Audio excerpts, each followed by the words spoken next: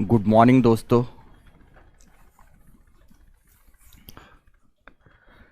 Very very good morning. Yes, उपस्थित होइए सभी। सभी उपस्थित हो जाएं। गुड। ओह, सभी आइए। शुभ प्रभात, राधे राधे। ओके, जय श्री कृष्णा। ईश्वर सदा आप पर आशीर्वाद बनाए रखें सभी पर। Okay, good. चलिए सभी उपस्थित होइए।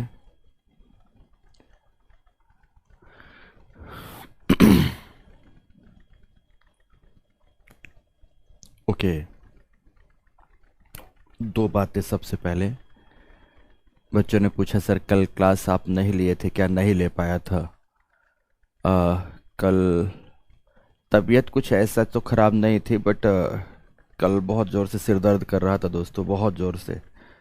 और सिर दर्द की वजह से वोमिट फील हो रही थी, वोमिट टेंडेंसी हो रही थी, इसीलिए फिर कल की क्लास नहीं लिया। स्थिति बिल्कुल अनुकूल नहीं थी, तो at the last class cancel करनी पड़ी थी। और दूसरी बात, यस, आज संपूर्ण भारत में, खासकर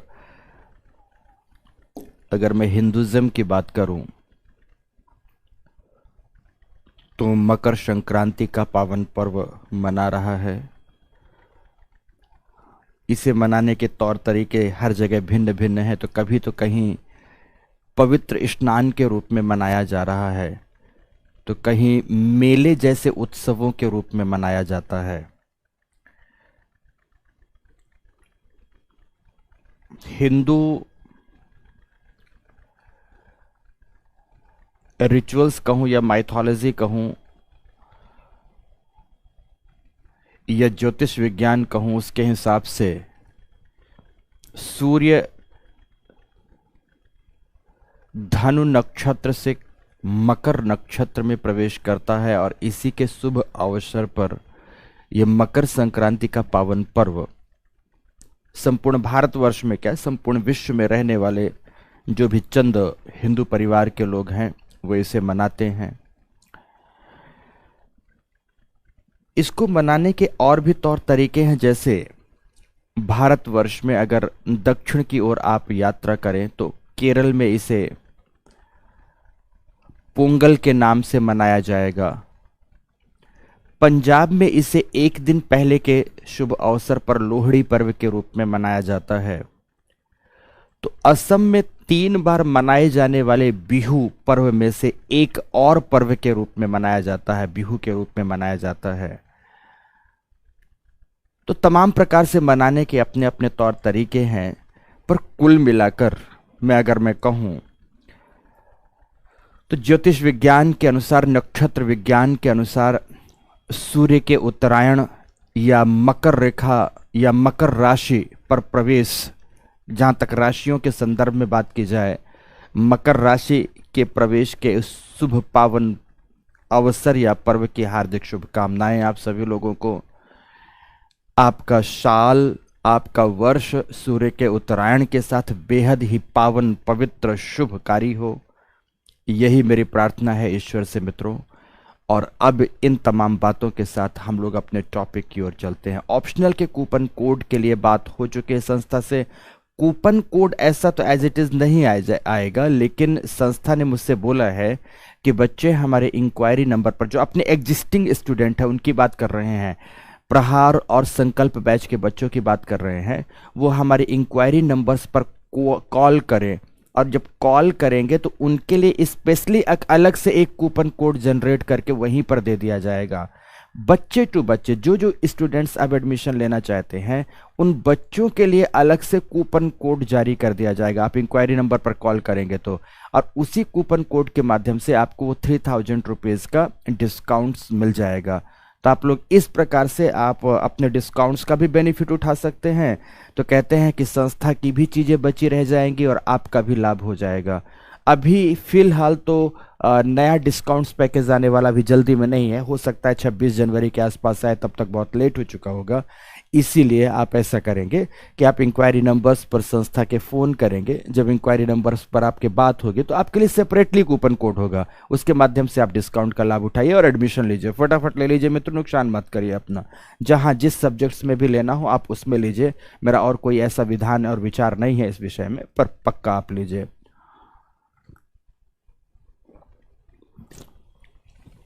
ओके, चले हम लोग आगे बढ़े। हिस्ट्री ऑप्शनल के लिए मैंने बताया था कि 16 से अनाउंस्ड हो रहा है भाई, 16 से ही स्टार्ट हो रहा है। 16 तारीख मैंने बताया था, मतलब बताया था, एकदम स्टार्ट हो रहा है। चले हम लोग आगे बढ़े। शिवम मिश्रा ने तो दुनिया भर का ठेका ले रखा, बाप रे। ओके चलो आगे बढ़ते हैं। आज हम लोग एक और टॉपिक पढ़ाते हैं। याद करें आप सब, लास्ट जो 3 क्लासेस थी उन कक्षाओं में हमने महासागरों का क्षेत्रीयकरण एक एक करके किया। एक में प्रकाश की प्रवेश्यता के आधार पर, तो दूसरे में जैव पारिस्थितिकीय विभाजन किया, तो तीसरे में भू राजनैतिक विभाजन किया। बट आज की कक्षा में हम लोग महासागरीय तली या नितल के उच्चावचों का अध्ययन करेंगे। तो सभी के सभी आप आज की इस क्लास में हेडिंग देंगे, लिखें, जस्ट वेट,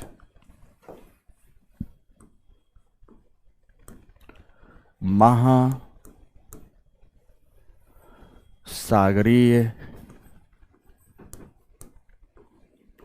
नितल के उच्चावच। नितल का मतलब होता है बॉटम, इसी को इंग्लिश में ocean bottom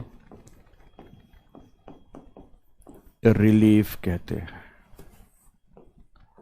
ocean bottom relief कहते हैं। बहुत महत्वपूर्ण गजब का टॉपिक। ये टॉपिक तो आपको ऑप्शनल में भी मदद करेगा।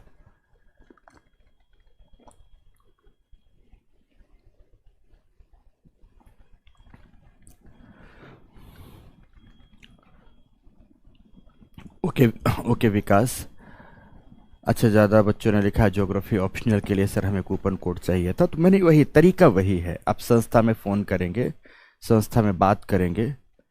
अगर संस्था में फ़ोन नंबर नहीं पता किस नंबर पे फ़ोन करना, तो अब आज तो हम क्लास चल रही नहीं पूछ सकते, नेक्स्ट क्लास में हम आपको ये भी पूछ कर बता देंगे। आफ्टर दैट आप एडमिशन ले सकते हो, ठीक है ना। ओशन बॉटम रिलीफ नहीं, दूसरा टॉपिक नहीं है। ये जो जोनिंग ऑफ द ओशन था ना, उसी के अंतर्गत का एक टॉपिक है। जोनिंग ऑफ द ओशन के अंतर्गत का ही एक टॉपिक है ओशन बॉटम रिलीफ। देखो, जिन सागरीय द्रोणियों की हम चर्चा करते हैं ना, तो ध्यान से समझना, सागरीय द्रोणियां सामान्यतः चारों ओर से या कई ओर से महाद्वीपों से घिरी होती हैं। महाद्वीपों से घिरी होती है। सपोज दिस वन, यहां पर कोई एक महाद्वीप हो गया, इधर भी कोई एक महाद्वीप हो गया, इधर भी कोई महाद्वीप हो गया, और यहां पर सागरीय द्रोणियां होंगी। यहां पर सागरीय द्रोणियां होंगी, कुछ ऐसे होंगे, ऐसे होंगी, बॉटम होगा, और ये सारा का सारा क्षेत्र पानी से कुछ इस तरह से ढका होगा, इस तरह से कुछ ढका होगा। तो जहां से, यहां से लेकर इस बिंदु से लेकर इस बिंदु तक, दोनों ओर देखना, इस बिंदु से लेकर इस बिंदु तक सागरीय जल की तली वाले क्षेत्र में, इस बॉटम वाले क्षेत्र में किस प्रकार के उच्चावच पाए जाते। उच्चावच का मतलब होता है ढाल प्रतिरूप, ऊंचाई एवं गहराई की स्थलाकृतियां। ढाल प्रतिरूप, ऊंचाई एवं गहराई की स्थलाकृतियां कहां तक पाई जाती हैं, किस प्रकार की पाई जाती हैं, हमें इस कक्षा में ये बात पढ़ना है। इस कक्षा में हमें ये बात पढ़ना है। समझ रहे हैं ना कि यहां से लेकर यहां तक किस प्रकार की तमाम प्रकार की स्थलाकृतियां हैं, तमाम प्रकार के उच्चावच हैं। अब स्थलाकृतियों में ढाल कैसा है, पर्वत है, पठार है, मैदान है, घाटियां हैं, क्या हैं, इन सब का अध्ययन हमें इसके अंतर्गत, आज इस टॉपिक के अंतर्गत करना है। अध्ययन करने से पूर्व आपको एक बेहद ही महत्वपूर्ण चित्र को समझना होगा, और उस चित्र को समझते हुए ही एक एक बात मैं समझाऊंगा। बेसिकली जहां आप सागरीय जल क्षेत्र की बात करते हैं, तो सागरीय जल क्षेत्रों में स्थलाकृतिक दृष्टिकोण से दो प्रकार की स्थलाकृतियां डूबी हुई पाई जाती हैं। एक जो किनारे के तटवर्ती क्षेत्र है वो महाद्वीपों के अंग होते हैं, और एक जो एकदम बॉटम का भाग है वो सागरीय तली का अंग होता है, सागरीय तली का अंग होता है। इसीलिए सागरीय नितल, ध्यान रखेंगे, दो भागों में बटे होते हैं। एक महाद्वीपीय सीमांत कहलाते हैं, कॉन्टिनेंटल मार्जिन कहलाते हैं, महाद्वीपीय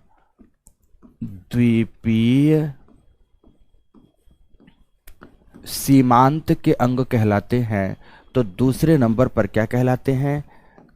गहन सागरीय मैदान होते हैं, गहन सागरीय मैदान या वितलीय मैदान होते हैं। अगर चित्र बनाकर दिखाना चाहें इन्हें, अगर इन्हें चित्र बनाकर दिखाना चाहें तो कैसे दिखा सकते हैं? तो देखो, ध्यान से देखना मित्रों, है ना। हर एक बात बहुत अच्छे से क्लैरिटी के साथ आपको यहाँ समझाएंगे, बहुत ही क्लैरिटी के साथ समझाएंगे।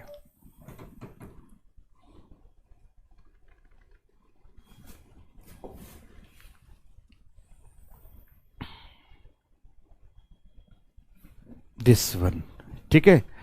आफ्टर दैट यहाँ देखना, इस किनारे पर धीरे धीरे आप तटों से एकदम मंद ढाल के साथ सागरीय जल में डूबते चले जाओगे। आफ्टर दैट अचानक ढाल में वृद्धि होगी, और ये ढाल कुछ ऐसा बढ़ा हुआ प्राप्त होगा, बढ़ा हुआ ढाल अधिक गहराई तक प्राप्त होगा, फिर मंद ढाल प्राप्त होगा। ये ऐसा नहीं कि अपने मन से बना रहे हैं, ऐसा ही है, ये बात याद रखना। फिर ये मंद ढाल प्राप्त होगा, फिर सागरीय जल क्षेत्र के सबसे गहरे क्षेत्र प्राप्त होंगे। ये क्या हो गया भाई? सागरीय जल क्षेत्र के सबसे गहरे क्षेत्र प्राप्त होंगे इधर की ओर। अब आफ्टर दैट देखो, अब सागरीय तली पर आते हैं। सागरीय तली पर भी यहाँ ये दूसरी पेटी होती है, बेसाल्ट से बनी होगी, कुछ ऐसी होगी जहां पर इसमें कहीं तो पर्वत होंगे, ऊंचे ऊंचे पर्वत पाए जाएंगे, कहीं तो इसमें पहाड़ियां होंगी, कहीं इसमें दूर तक फैले हुए पठार मिलेंगे। पर पठारों के स्थान पर अभी यहाँ पर मैं ऐसा दिखा देता हूँ, कहीं तो इसमें बेसिकली ज्वालामुखीय उद्गार के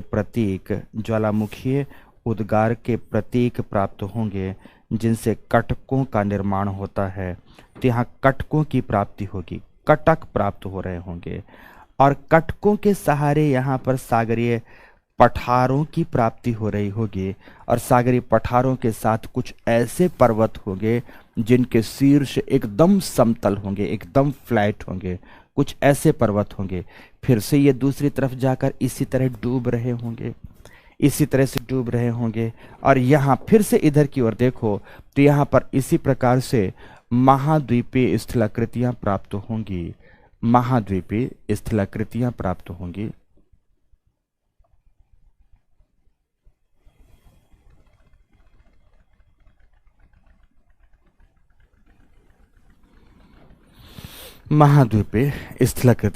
होंगी, ओके। अब ये पूरा का पूरा भाग जल में डूबा हुआ प्राप्त होगा, तो चलो इसे जल में डुबाते हैं, ये पूरा भाग जल में डुबा देते हैं। ये पूरा भाग जल में डूब गया। जल में डूबे इस भाग को सी लेवल कहते हैं। जल में डूबे इस भाग को क्या कहते हैं? सी लेवल कहा जाता है। सी लेवल, सी लेवल कहा जाता है।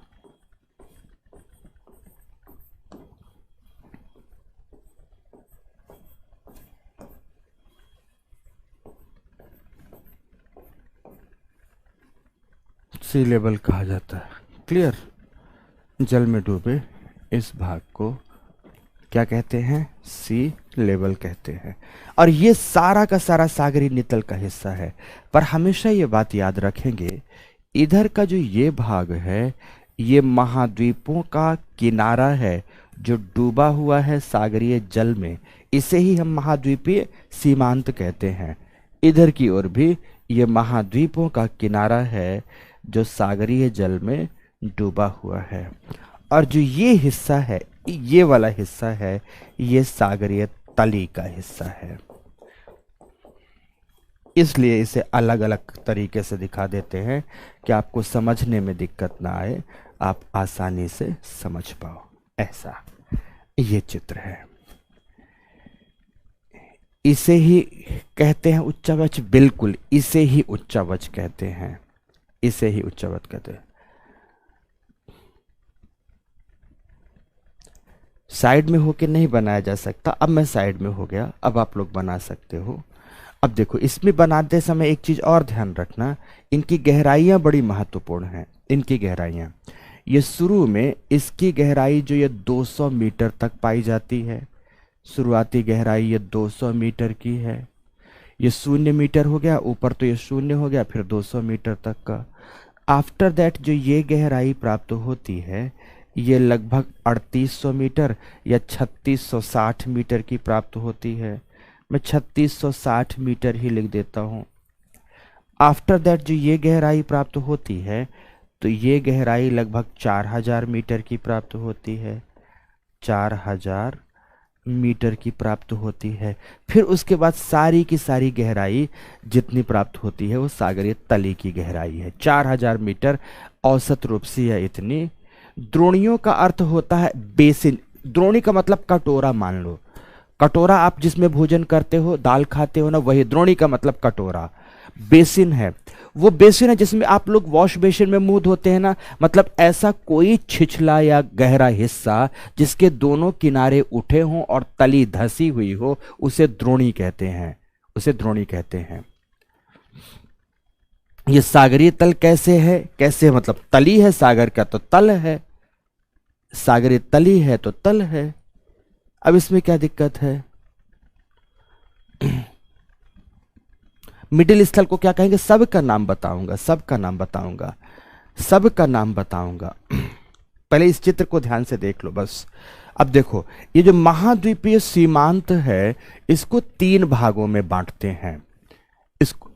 इसको सीमांत को 3 भागों में, ये पहला वाला हिस्सा है, ये दूसरा वाला हिस्सा है, ये यहां पे ये तीसरा वाला हिस्सा है। ये महाद्वीपीय सीमांत को ढाल की प्रकृति के आधार पर 3 भागों में बांटते हैं। पहला वाला जो भाग होता है वो कहलाता है महाद्वीपीय निमग्न तट। क्या कहलाता है? महाद्वीपीय निमग्न तट कहलाता है। इंग्लिश में कॉन्टिनेंटल शेल्फ कहते हैं। दूसरे वाले हिस्से को महाद्वीपीय निमग्न ढाल कहते हैं। निमग्न ढाल कहते हैं। तीसरे वाले को महाद्वीपीय उत्थान कहते हैं। इंग्लिश में continental shelf, continental slope and continental rise. तली एकदम समतल हो गई, बिल्कुल जैसे हमने कटोरा दिखाया था ना आप लोगों को, ये कटोरे की तली एकदम फ्लैट है, लगभग फ्लैट है। ठीक उसी तरह से काजल ने लिखा है, अतुल ने लिखा है, तली को पेंदी बोलते हैं। हाँ ठीक है, आप लोगों की बोलचाल में पेंदी बोलते हैं तो पेंदी ही समझ लो। अब इतनी ये शुद्ध आम बोलचाल की भाषा में कहां से लाओ मेरे दोस्तों? तली को बिल्कुल पेंदी बोलते हैं। गजब की लाइन लिखा है आपने अतुल, बहुत बहुत धन्यवाद। बहुत दिनों से बचपन में शब्द सुना हुआ शब्द आज याद आया, है ना। सुनीता राय ने मोटो लिखा है। किसको मोटो लिखा है? गहराई को कैसे मापा जाता है? सोनार तरंगों के माध्यम से नापा जाता है। सूरज सोनार वेव्स के माध्यम से मापा जाता है। मापन की इकाई को फैदम कहते हैं। मापन के इकाई को सब बताएंगे आज, अभी सब, अभी तो केवल चित्र बनाया है। कटक क्या होता है भारत ने पूछा। अरे सब बताएंगे दोस्तों, इतने हार्ड वर्ड्स हैं, इतना तो एनसीईआरटी भी नहीं पढ़े, बट प्रॉब्लम हो रही है। तो पढ़ो मोनिका, कौन कहता है कि मत पढ़ो? बिना पढ़े तो प्रॉब्लम होगी ही, नहीं पढ़ोगे तो ऐसे ही प्रॉब्लम होगी। ठीक है। अच्छा, ज्योग्राफी में कटोरे का बहुत रोल है। ठीक है विराट, ठीक है। कुल मिलाकर चलो अब आगे बात करते हैं। चलो आगे बात करते हैं। पूजा पॉसिबल नहीं है कि हिंदी भी लिखे अंग्रेजी भी लिखे, पूरे बोर्ड में लिखा लिखा ही करके भर दें और कुछ लिखे ही ना। कुछ आपको भी लिखना होगा। बोलते हैं तो आप भी लिखो, कुछ आपकी भी कुछ जिम्मेदारियां बनती हैं, और नहीं बनती तो कोई बात नहीं। ठीक है। हमारे यहाँ तो तली को लिपड़ू कहते हैं। ठीक है राहुल, लिपड़ू। हाँ तो लिपड़ू, सागर की लिपड़ू पढ़ेंगे आज हम लोग। ठीक है, सागर की लिपड़ू को पढ़ेंगे। कटक को रिज कहते हैं। मैं समझाऊंगा, पक्का पक्का समझाऊंगा अभी। ठीक है, आगे बढ़े, ध्यान से सुनना। अभी बातें अभी समाप्त नहीं हुई हैं। हम ऊपर से तो देखते हैं, सपोज आपको मैं यहां उठाकर बैठा दिया कि चलो आओ जल्दी से, मेरी क्लास तो ले ही रहे हो और चलो चलते हैं, बढ़िया सुबह सुबह का समय है, उत्तर भारत में कड़ाके की ठंडी है, चलो चलते हैं, आज मकर संक्रांति के दिन गंगा सागर स्नान करके आते हैं। गंगा सागर कहां, जल्दी से बताओ, आपके लिए क्वेश्चन मार्क। चलो गंगा सागर स्नान करके आते हैं, गंगा सागर का मेला करके आते हैं। आप मेरे साथ साथ पहुंच गए गंगा सागर, समुद्र के तट पर बैठे हैं, मैं भी बैठा हूं, आप भी बैठे हैं, और क्या देखते कि ऊपर तो इस तरह से समुद्र है, और इसी समुद्री जल क्षेत्र में तमाम प्रकार से लहरें हैं। तमाम प्रकार से मित्रों समुद्री जल क्षेत्र में क्या है, लहरें हैं, धाराएं हैं, और इन्हीं लहरों एवं धाराओं का आप खूब मस्ती कर रहे हैं, इन्हीं की मौज मस्तियां कर रहे हैं, मौजे उठा रहे हैं। आपको देखने में तो ऊपर से ऐसा दिखता है, पर जिसको पेंदी कहते हैं जिसको तली कहते हैं, नितल कहते हैं, बेसिकली ये नितल का भाग इस तरह से दिखता है। कोलकाता में नहीं है, वेस्ट बंगाल लिखा है, ठीक है चलेगा, बट उसे कोलकाता नहीं, कोलकाता के समीप कहा जा सकता है।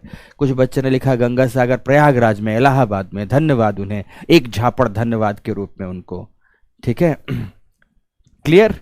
तो ये बेसिकली हमें ऊपर के जल क्षेत्र ऊपर ऐसा दिखता है, लेकिन हमें तली की बात आज पढ़नी है कि तली हमारी कैसे दिखती है, तली कैसे दिखती है। और ये जो दूसरा सागरीय मैदान मैंने लिखा है, तो ये सारा का सारा यहां से अगर शुरू करोगे यहां से, तो ये क्या है मित्रों, ये है आपका सागरीय नितल मैदान या नितलीय मैदान या वितलीय मैदान का हिस्सा है। एबिशल प्लेन इंग्लिश में बोलते हैं इसे। क्या बोलते हैं इसे? एबिशल प्लेन बोलते हैं इसे, ABYSSAL, एबिशल प्लेन के नाम से इसे जानते हैं। इंग्लिश शब्द ज्यादा क्लैरिटी देंगे यहां पर आपको। यहां इसे कॉन्टिनेंटल सेल्फ कहेंगे, कॉन्टिनेंटल सेल्फ, इसे कॉन्टिनेंटल स्लोप कहेंगे, कॉन्टिनेंटल शब्द जुड़ता जाएगा, इसे कॉन्टिनेंटल राइज कहेंगे, कॉन्टिनेंटल राइज। अब इतना पढ़ने के साथ एक बात बस और पढ़ लो, आफ्टर दैट मैं चीजों को लिखाऊंगा, फिर एक चीज और पढ़ लो फिर लिखाता हूं। देखो जो ये यहां पर आप देखोगे, सागर के जो सबसे गहरे ये हिस्से दिख रहे हैं, इन्हीं को हम ट्रेंच कहते हैं। क्या कहते हैं इनको? हम ट्रेंच कहते, खाई हैं ये। Mariana trench, Mindanao trench, Sunda trench, Kermadec trench, Puerto Rico trench, trenches का नाम सुना होगा। ओ,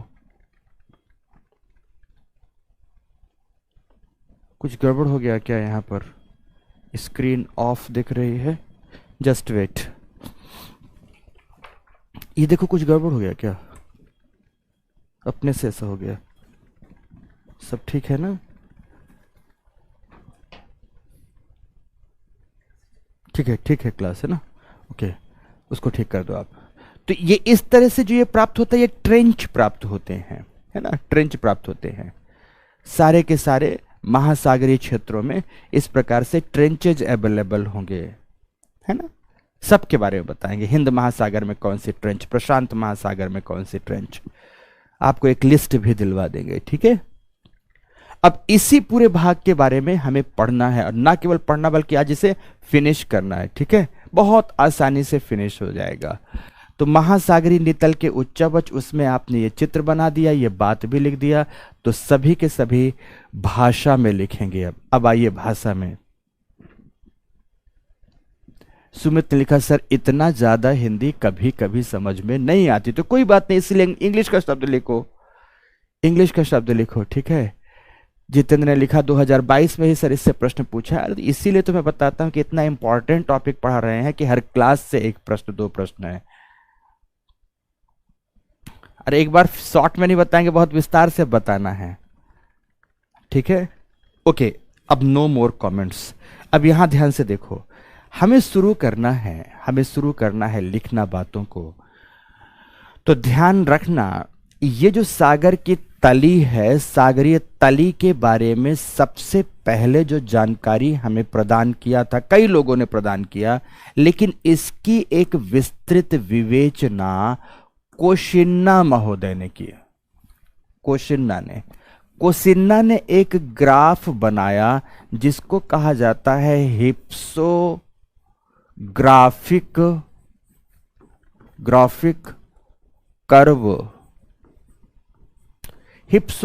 कर्व, जिसे हम हिंदी में उच्चता दर्शी वक्र कहते हैं।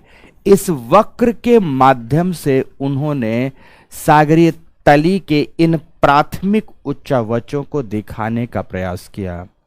सागरीय तली के इन प्राथमिक उच्चावचों को दिखाने का प्रयास किया कोशिन्ना महोदय ने, और वही उच्चावच आज आप यहां पर पीछे पढ़ रहे हैं।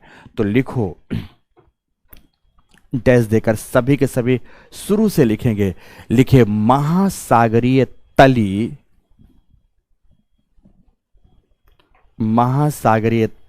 या नितल। अब वहां पेंदी मत लिख दीजिएगा, तली या नितल समरूपी नहीं है, बल्कि ढाल प्रतिरूपों के आधार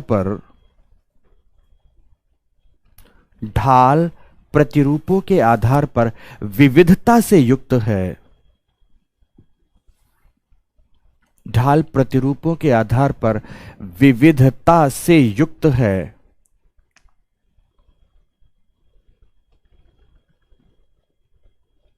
विविधता से युक्त है, जिसे दिखाने का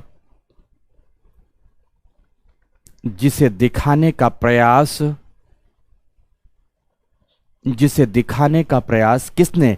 कोशिन्ना महोदय ने। जिसे दिखाने का प्रयास कोशिन्ना महोदय ने हिप्सोग्राफिक कर्व के माध्यम से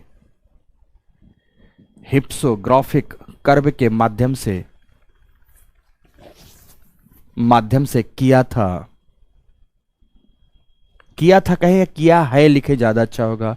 हिप्सोग्राफिक कर्व के माध्यम से किया है, पूर्ण विराम लिखो। इनके अनुसार महासागरीय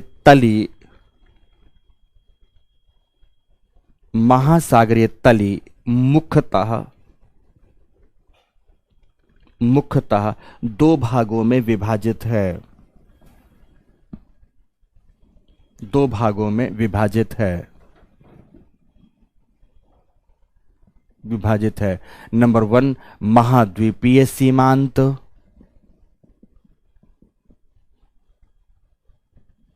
महाद्वीपीय सीमांत। तो नंबर 2 सागरीय वितलीय मैदान,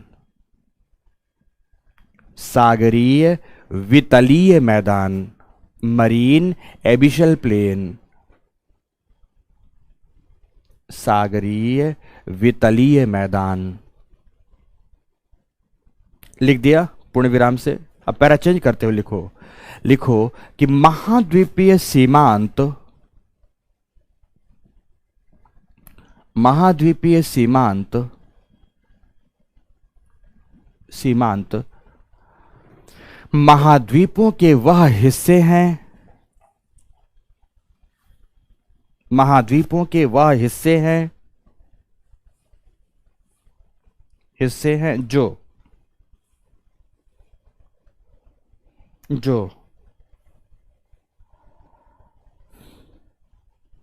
जस्ट वेट,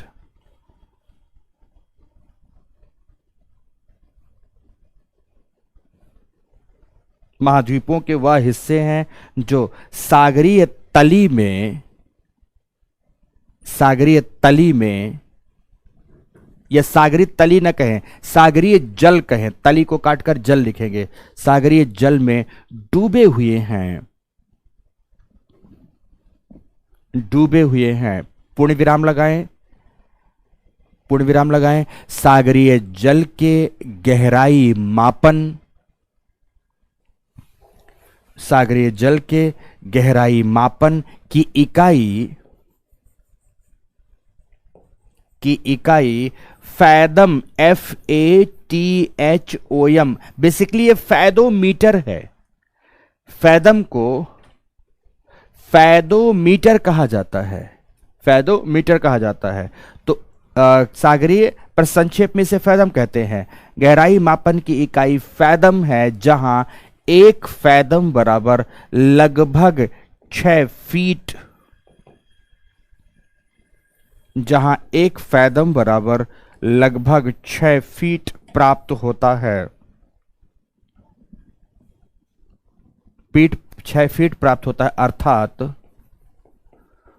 अर्थात लगभग 2 मीटर, अर्थात लगभग 2 मीटर। पूर्ण विराम, पूर्ण विराम। लिख दिया इतना। अब लिखो, अब लिखो ध्यान से, पूर्ण विराम लगाने के बाद कि महाद्वीपीय सीमांतों को, महाद्वीपीय सीमांतों को ढाल प्रतिरूप के आधार पर, ढाल प्रतिरूप के आधार पर, आधार पर 3 भागों में विभाजित किया गया है, 3 भागों में विभाजित किया गया है, किया गया है। लिखो नंबर 1, 3 भागों में विभाजित किया गया है। नंबर 1, नंबर 1 महाद्वीपीय निमग्न तट, हेडिंग देंगे महाद्वीपीय निमग्न तट, continental self, continental self, continental self. लिख दिया आपने हेडिंग, डैश देकर लिखेंगे। पहले वाले के बारे में ही लिख देंगे, कॉन्टिनेंटल सेल्फ के बारे में। लिखो सागर तल से, तल मतलब सरफेस, सी लेवल, सी लेवल से, सागर तल से लगभग 200 मीटर गहराई,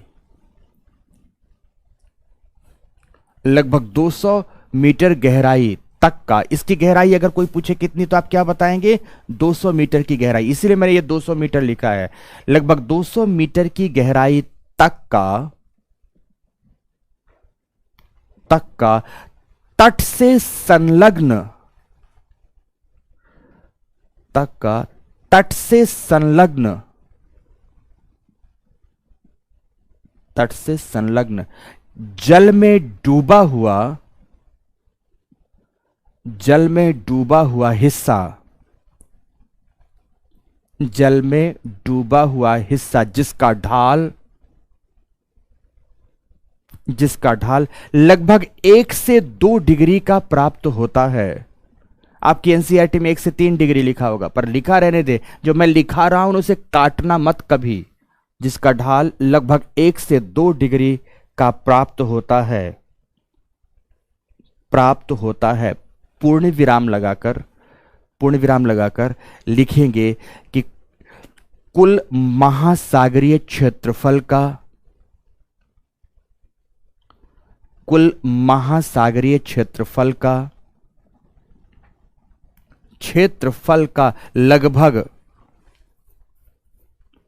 लगभग कितना दोस्तों? महासागरीय क्षेत्रफल का लगभग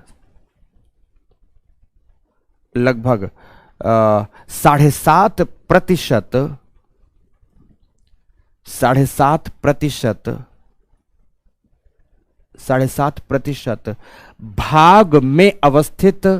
अगर महासागरीय क्षेत्र को आप 100% में मान लो तो उसका 7.5% ये है, भाग में अवस्थित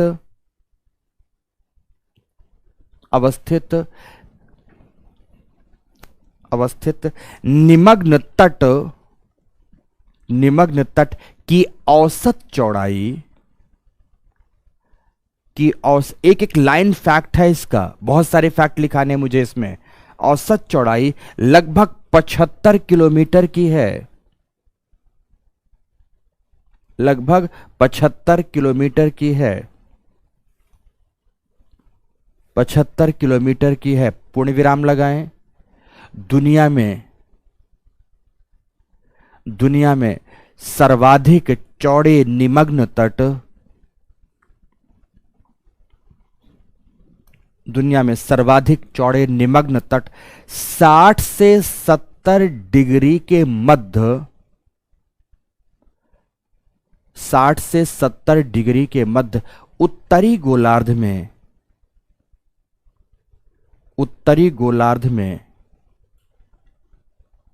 पाए जाते हैं। उत्तरी गोलार्ध में पाए जाते हैं। 60 से 70 डिग्री के मध्य उत्तरी गोलार्ध में पाए जाते हैं। जबकि जिन तटों पर वलित पर्वत श्रेणियां हैं, जिन तटों पर वलित पर्वत श्रेणियां जैसे रॉकी, एंडीज। अब एक तरफ आप देखोगे तो प्रशांत महासागर के एक किनारे पर उत्तर अमेरिका में रॉकी है, दक्षिण अमेरिका में एंडीज। जैसे रॉकी, एंडीज, वहां यह तट संकरे पाए जाते हैं। यह तट कैसे पाए जाते हैं? संकरे पाए जाते हैं।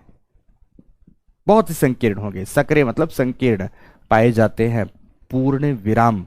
अब विशेषताओं में लिखेंगे, पैरा चेंज करते हुए लिखें, चूंकि यह अब 200 मीटर की गहराई मतलब प्रकाशित मंडल है। चूंकि यह प्रकाशित मंडल का अंग है, चूंकि यह प्रकाशित मंडल का अंग है, इसलिए सागरीय जल क्षेत्रों की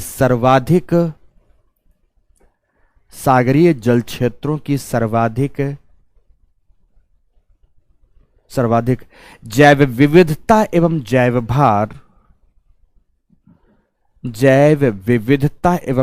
भार यहीं पर पाए जाते हैं।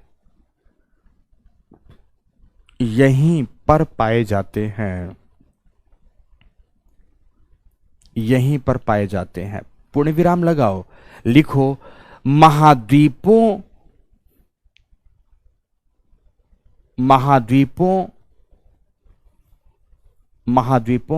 के सर्वाधिक निक्षेप भी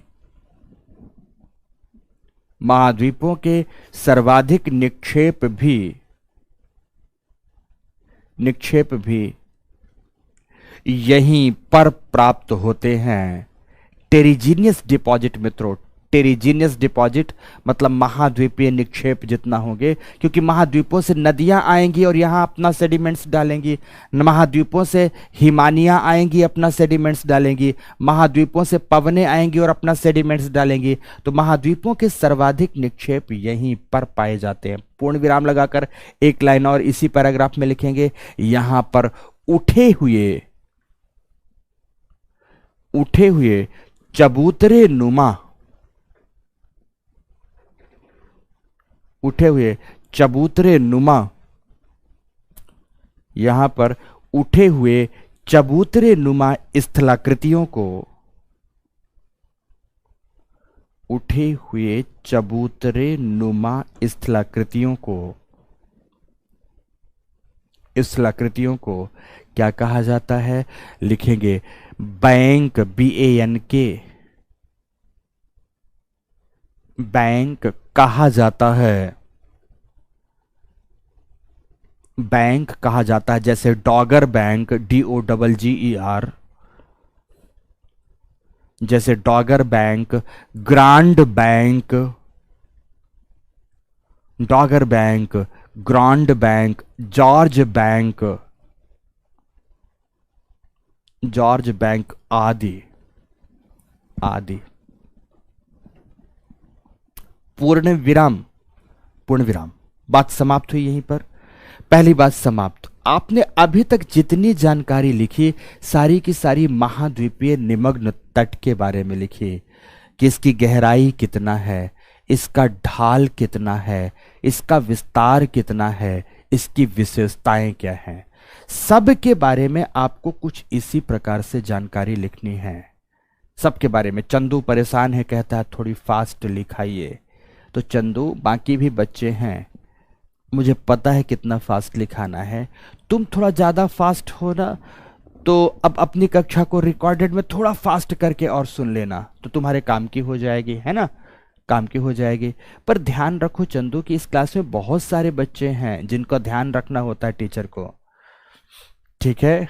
Anil, good morning sir, sir आप बहुत अच्छा पढ़ाते। ओके ओके, बाकी आगे कहानी है। गुड, आगे बढ़ता हूँ,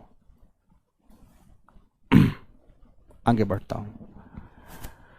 दूसरा है, अब पहला आपने लिख लिया महाद्वीपीय निमग्न तट, कॉन्टिनेंटल सेल्फ लिख दिया, तो अब दूसरा लिखेंगे महाद्वीपीय निमग्न ढाल। हेडिंग दे दूसरा, महाद्वीपीय निमग्न ढाल, निमग्न ढाल, निमग्न ढाल लिख दिया सभी ने, निमग्न ढाल। अब निमग्न ढाल को इंग्लिश में भी लिख दो, कॉन्टिनेंटल स्लोप। कॉन्टिनेंटल स्लोप आप इंग्लिश में भी लिख सकते हो, लिख दे। फिर हम लोग आगे बढ़ते हैं। लिखिए, अब ध्यान से एक आध शब्द और सुन लो, एक आध शब्द और सुन लो, ये कि नहीं सुनो चलेगा, खूब चलेगा। लिखो इसे लिखो, ध्यान से लिखो कि 200 मीटर की गहराई से लेकर 200 मीटर की गहराई से लेकर लगभग कहां तक, ये 200 मीटर हो गया ना, अब यहां तक की बात करना है। तो 200 मीटर की गहराई से लेकर लगभग 3660, कहीं पर 3800 मीटर लिखा, काट मत देना,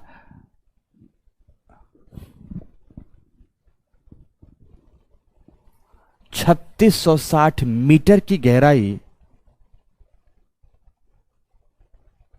3660 मीटर की गहराई तक का भाग, इस गहराई का भाग, ठीक है ना, समझ में आ गया, तक का भाग जिसका ढाल 3 से 5 डिग्री है। 3 से 5 डिग्री का मतलब क्या होता है? जैसे 1 किलोमीटर दूरी तक गए तो 5 डिग्री का ढाल, 5 मीटर का ढाल आ गया, है ना। तो 3 से 5 डिग्री है, पर कहीं कहीं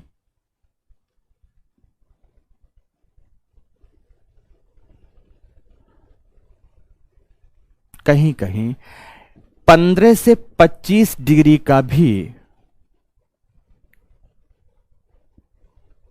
15 से 25 डिग्री का भी पाया जाता है, पाया जाता है। पूर्ण विराम लगाकर कुल महासागरीय क्षेत्रफल का, कुल महासागरीय क्षेत्रफल का लगभग 8.5%, आपके लिए सरल आंकड़ा देता हूं, लगभग 8.5% भाग में विस्तृत, भाग में विस्तृत निमग्न तट, निमग्न तट का विस्तार,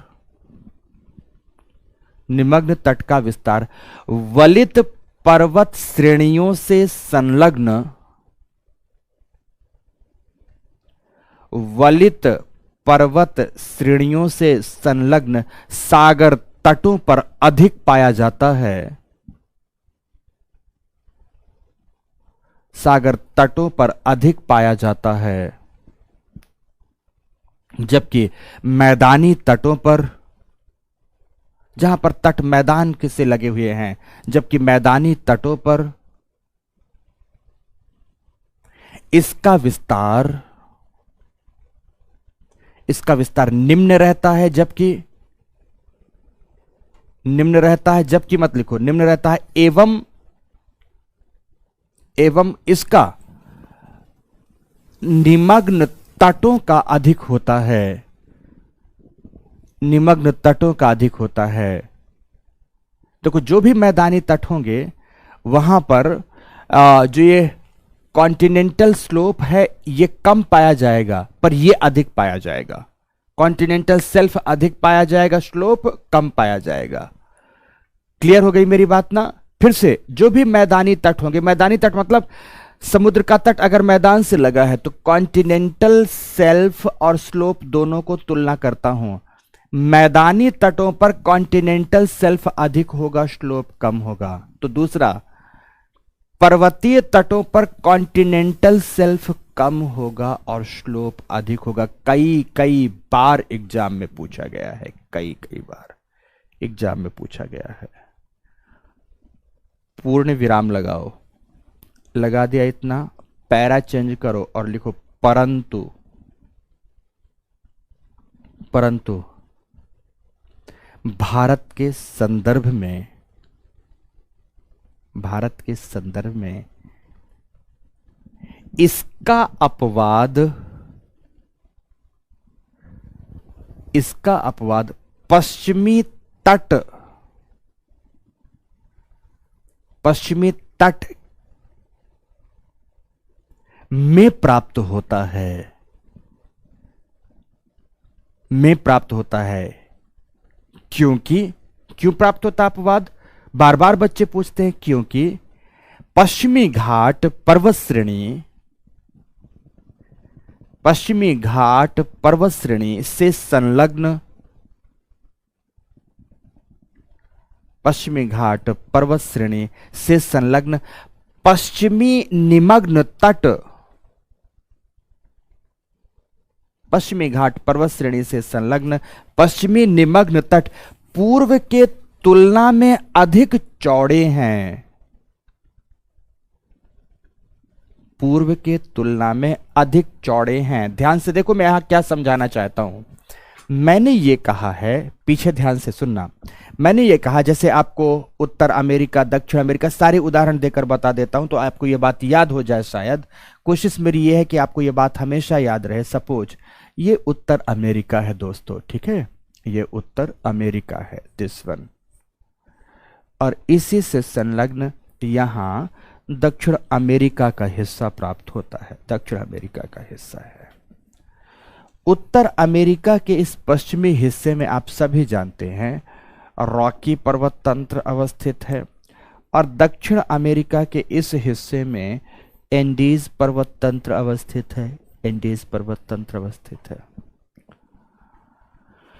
क्लियर हो गया? अब देखो भारत में आ जाओ, भारतीय प्रायद्वीप में आ जाओ। अगर हम इंडियन पेनिनसुला का चित्र बनाएं, इंडियन पेनिनसुला का चित्र बनाएं तो ऊपर कुछ भी प्राप्त होगा। इससे आपको क्या करना है, this one is Indian peninsula. तो इंडियन पेनिनसुला में यहां आप जानते हैं सभी पश्चिमी घाट पर्वत श्रेणी प्राप्त होती है, जिसे आप सह्याद्री भी कहते हैं, सह्याद्री भी कहते हैं आप। दिस वन, ये भारतीय प्रायद्वीप है। यहाँ की ओर अरब सागर का हिस्सा है, यहाँ की ओर बंगाल की खाड़ी का हिस्सा। दो चित्र अलग अलग है, ये चित्र अलग है। अब ये चित्र क्या कहता है कि अगर इसके पश्चिम में, देखो ध्यान से, ये पश्चिम में रॉकी है, एंडीज है, तो इससे संलग्न हिस्से में ध्यान से कॉन्टिनेंटल, जहां हम सेल्फ की बात करें तो कॉन्टिनेंटल सेल्फ सकरे हैं, कम है, जबकि स्लोप अधिक है। एकदम सही बात है। और ऐसा ही होता है जहां पर वलित पर्वत श्रेणियां संलग्न होंगी, वहां पर सेल्फ सकरे होंगे और स्लोप चौड़े होंगे। पर भारत में यहां पर पर्वत श्रेणी लगी है, पर ध्यान रखना ये जो सेल्फ है, ये जो सेल्फ है वो चौड़ा है, चौरस है, और इधर का जो सेल्फ है जो सकरा है, जबकि ऐसा नहीं होना चाहिए, क्योंकि यहां पर पर्वत श्रेणी संलग्न है। सह्याद्री या पश्चिमी घाट पर्वत श्रेणी संलग्न है, तो होना क्या चाहिए कि ये वाला जो सेल्फ है, निमग्न तट है, उसे संकीर्ण होना चाहिए। क्या होना चाहिए? संकीर्ण होना चाहिए, होना चाहिए। पर ऐसा क्यों नहीं है, इसका मैं जवाब दे देता हूं, आपको हमेशा याद रहेगा। बेसिकली जिस समय पर हिमालय का उत्थान हो रहा था, हिमालय का उत्थान हो रहा था, तो अगर भारतीय प्रायद्वीप की आकृति आप देखो तो भारतीय प्रायद्वीप की आकृति कुछ ऐसी थी। भारतीय प्रायद्वीप की आकृति मित्रों कुछ ऐसी थी। हिमालय उत्थान के पहले भारतीय जो पेनिनसुला का हिस्सा था उसकी स्थिति ऐसी थी, और यहां प्राप्त हो रहा था ये वेस्टर्न घाट। कौन प्राप्त हो रहा था? ये जो आज पश्चिमी घाट देख रहे हैं ना, वो यहां प्राप्त हो रहा था दोस्तों, यहां प्राप्त हो रहा था, ये वेस्टर्न घाट का हिस्सा था। तो हिमालय के उत्थान के समय एक समय विशेष है, पूरी घटना को तो अभी नहीं बताऊंगा, हिमालय में ही बताऊंगा। हमारी प्रायद्वीपीय प्लेट पता नहीं ऐसा क्या हुआ कि पृथ्वी की अंदर की शक्तियों से यह अचानक घूम गई एंटी क्लॉकवाइज डायरेक्शन में।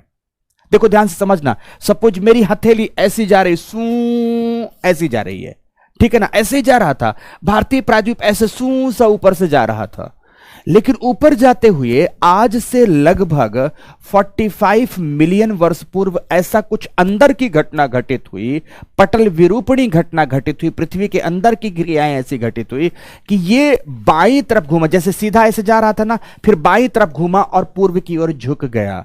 जैसे बाईं तरफ घूमा तो पूर्व की ओर झुक गया, तो पूर्व की ओर क्या होगा? झुक गया। और जैसे पूर्व की ओर झुका तो इसके इधर का जो ये हिस्सा था, ये टूट कर मित्रों सागर में डूब गया। समझना मेरी बात। सपोज मेरे पास कुछ है नहीं यहां पर समझाने के, सपोज यस मेरे पास ये स्केल पड़ी है, ये मेरा मोबाइल फोन है, ये दोनों आपस में जुड़े हैं, लेकिन जैसे ही ध्यान से ये जुड़े हैं दोनों, जैसे ही हिमालय के उत्थान के समय भारतीय प्रायद्वीप पूर्व की ओर झुका, जैसे मोबाइल को मैंने झुकाया है ऊपर की ओर, जैसे ये झुका तो ये स्केल के पास का हिस्सा टूट कर सागर में डूब गया। और जैसे ही यह सागर में डूबा तो सागरीय जल का विस्तार मित्रों पहले तो कम दूरी तक था और कम दूरी के बाद अब यहां तक पहुंच गया। और सागरीय जल का विस्तार जब इतना दूरी तक पहुंच गया तो मित्रों अब यह इसके कारण से क्या हो गया?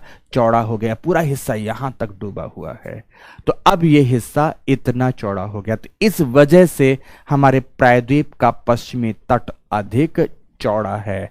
बस ये बात बता दिए। दो बच्चों का, एक कबीर और एक प्रीतम को कुछ नहीं बुझा रहा है, इनकी भाषा में बोल रहे हैं, कुछ नहीं बुझा रहा है।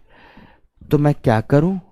सच कहता हूं प्रीतम, अगर मैं ईश्वर होता तो पक्का मैं बुझा देता, पक्का मैं बुझाता। पर अब इससे ज्यादा मैं क्या बुझाऊं, क्योंकि मैं जानता हूं प्रीतम, मैं प्रायद्वीप बोल रहा हूं वहां भी दिक्कत हो रही होगी, श्रेणी बोल रहा हूं वहां भी दिक्कत हो रही होगी, तट बोल रहा हूं वहां भी दिक्कत हो रही होगी। सब जब बोलूंगा तो हर जगह जब दिक्कत ही दिक्कत है, तो बताओ कैसे बुझाएगा? मैं ये बोल रहा हूं कि कम से कम एनसीईआरटी पढ़ लो, तो वहां भी बुझाने में दिक्कत हो रही। तो मैं क्या करूं मेरे प्यारे दोस्त? तुम ही बता दो मैं क्या करूं। तुम ही आकर मेरे मंच पर खड़े होकर 1 मिनट के लिए बता दो कि मैं तुम्हारे लिए क्या करूं। ऐसा भी नहीं मैं तुम्हारे बुझाने के स्तर पर भी जाके यहां पे बातें कर सकता हूं, लेकिन मुझे पता है कि उस बुझाने के स्तर से मैं तुम्हारे लिए और सारे बच्चों के लिए लोकप्रिय तो बन सकता हूं, लेकिन सिलेबस खत्म नहीं कर सकता। जो बुझाने वाले लोग हैं ना, न कभी सिलेबस को पढ़ाए हैं, न कभी सिलेबस को खत्म किए हैं, केवल बच्चों के साथ चीट किए हैं मेरे दोस्तों। उनकी कभी किसी क्लास नोट्स उठा के देख लेना, केवल एवं केवल केवल चीट किए हैं उन लोगों ने। बुझाने का इससे ज्यादा क्या बुझाऊं। मैं समझा सकता हूं, इस क्लास में बढ़िया समझा सकता हूं कि क्या होती हैं पर्वत श्रेणियां, क्यों ऐसा होता है, सकरा हो जाता है, पर यह सब समझाते हुए मैं इतनी बात समझा डालूंगा कि 2 क्लास समाप्त हो जाएगी। पर इसका क्या मतलब निकलेगा? कोई मतलब निकलेगा? तुम तो अच्छे से बूझ जाओगे, मैं सच कहता हूं बहुत अच्छे से बूझोगे। ये राजेश मिश्र गारंटी देते हैं कि ज्योग्राफी के रग रग को बुझा देंगे, और उनको बुझा देंगे जिनके मस्तिष्क में चेतना नहीं। तो आप सब तो विद्वान लोग हो भाई, आप सबको तो समझा ही देंगे, लेकिन डांट इसलिए रहे हैं कि बूझने के लिए कुछ तो पढ़ लो, कुछ तो दिमाग लगा लो, नहीं तो क्या करेंगे। कोई बात नहीं है, इससे ज्यादा और कुछ नहीं समझा सकते, ठीक है ना। यूपीएससी की क्लास है, यूपीएससी की अपनी गरिमा है, यूपीएससी की अपनी मर्यादा है कि एट लीस्ट जब टीचर बेस से लेकर टॉप तक बढ़ा रहा तो बेस पर थोड़ा सा आप भी तो काम कर लो। अगर आप काम नहीं करोगे बेस पर तो मुश्किलों में रहोगे मेरे प्यारे दोस्त, पक्का पक्का मुश्किलों में रहोगे। और इस बात को लेकर या कि सीख लो, 2 ही बातें हो सकती हैं, या कि मुझसे कुछ सीख लो या कि मेरे क्रिटिक हो जाओ। तो मेरे क्रिटिक होकर आपको कोई लाभ तो होने वाला नहीं है, आपको कोई लाभ हो तो हो भी जाओ, है ना। तो प्यारे प्यारे दोस्तों, सभी को बोलता हूं कुछ कुछ तो बेसिक बातें पढ़ डालो। मैं बना रहा हूं, पर्वत दिखा रहा हूं, भारत दिखा रहा हूं, इनके तटों से संलग्न क्षेत्र बता रहा हूं, फिर भी नहीं बुझा रहा, तो अब मैं क्या करूं। ओके, आगे चलते हैं। मैंने लिखाया परंतु भारत का पश्चिम में निमग्न तट इसका अपवाद है, क्योंकि क्योंकि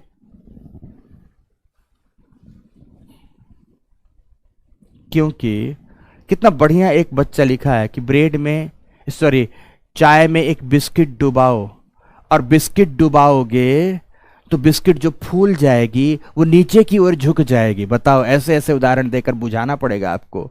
और जैसे वो नीचे झुकेगी तो झुका हुआ हिस्सा विस्तृत हो गया। वाह, ठीक है। ज्योति लिखा सर थोड़ा थोड़ा बुझा रहा है, धीरे धीरे सब घुस जाएगा और सब हमारे दिमाग में खोपिया जाएगा। बाप रे बाप, कहां से मैं ये बोली सीखने जाऊं भाई। तो बढ़िया है, अपने दिमाग में धीरे धीरे घुपियाने दो, खोपरिया में जाने दो, बुझा बुझा के। चलो गुड, थैंक यू मेरे प्यारे मित्रों, कोई दिक्कत नहीं है। आप लोग एटलीस्ट कम से कम थोड़ा सा हास्य और मनोविनोद तो रखते हो, मुझे ये भी अच्छा लगता है, ये भी तो अच्छा लगता है, ठीक है। पर ध्यान रखो, यूपीएससी की भाषा एटलीस्ट हिंदी होगी, है ना। भोजपुरी, मैथिली, मगही, है ना, मगही, बुंदेली, बघेली, ये जो भी, ये सब बोलियां तो होंगी नहीं। तो टीचर ये सब शब्द कहाँ से लाएगा आपको बुझाने के लिए, ये बता दो, है ना। गुड, तो चलो आगे बढ़ते। आप भी लोग सोच रहे होंगे क्या तो मस्ती की क्लास है, तो ये मस्ती की पाठशाला है, बट इस मस्ती की पाठशाला में उस लेवल का पढ़ा देंगे कि मजा आ जाए आपको, ठीक है ना। ओके, तो लिखो जिसका कारण, लिखेंगे हिमालय उत्थान के समय। आ जाओ टॉपिक में। हिमालय उत्थान के समय, उत्थान के समय पश्चिमी घाट से संलग्न, पश्चिमी घाट से संलग्न प्रायद्वीप के पश्चिमी हिस्से का, प्रायद्वीप के पश्चिमी हिस्से का टूटकर टूटकर अरब सागर में अरब सागर में अरब सागर में डूब जाना था।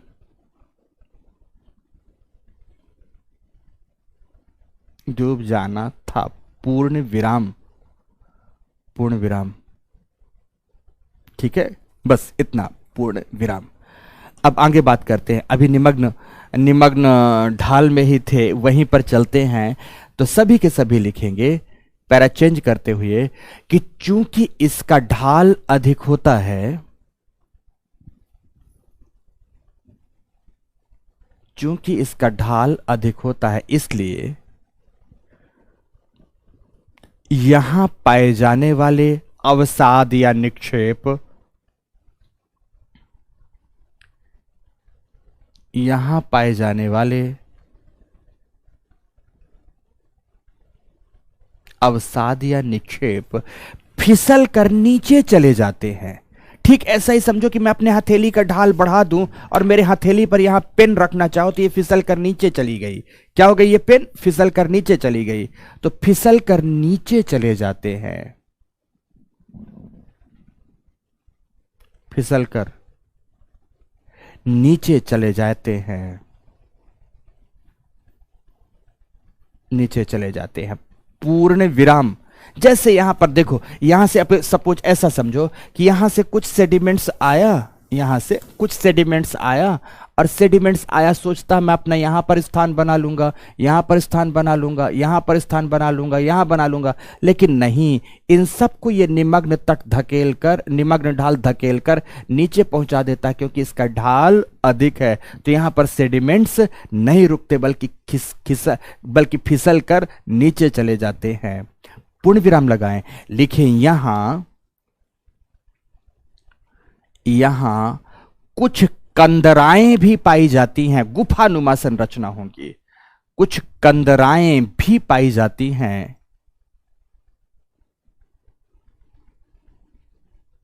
कंदराएं भी पाई जाती हैं। कंदराएं भी पाई जाती हैं, जिन्हें क्या कहते हैं, मैं लिखने जा रहा हूं, ठीक है। जिन्हें सब मरीन कैनियन, पहले हिंदी लिख देता हूं, पहले अंग्रेजी लिख देता हूं, फिर इंग्लिश लिखूंगा। सब मरीन कैनियन कहा जाता है। हिंदी बोलते हैं इसे अंतः सागरीय कंदराएं कहा जाता है, जिन्हें सब मरीन कैनियन कहा जाता है। अब आपके मन में होगा, सर ये कैनियन कैसे होती हैं? जैसे समझना, अभी आपने देखा कि जैसे आप इधर से यहां गए तो निमग्न तट प्राप्त हुआ, फिर निमग्न ढाल प्राप्त हुआ। तो इस ढाल में ही ऐसे ऐसे कुछ गुफाएं होंगी, ऐसी कुछ गुफाएं होंगी। ढाल वाले क्षेत्र में ऐसी कुछ गुफाएं होंगी, ऐसे ढाल प्राप्त होगा। फिर यहां पर उत्थान आ जाएगा, सारा पानी में डूबा हुआ होगा, सारा हिस्सा ये पानी में डूबा हुआ होगा। तो ये पाई जाती हैं अंतः सागरीय कैनियंस पाई जाती हैं। अंतः सागरीय कैनियंस पाई जाती हैं, जिनका निर्माण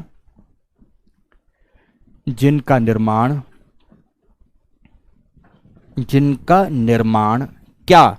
ध्यान से, जिनका निर्माण सागरीय तरंगों के अपरदन, सागरीय तरंगों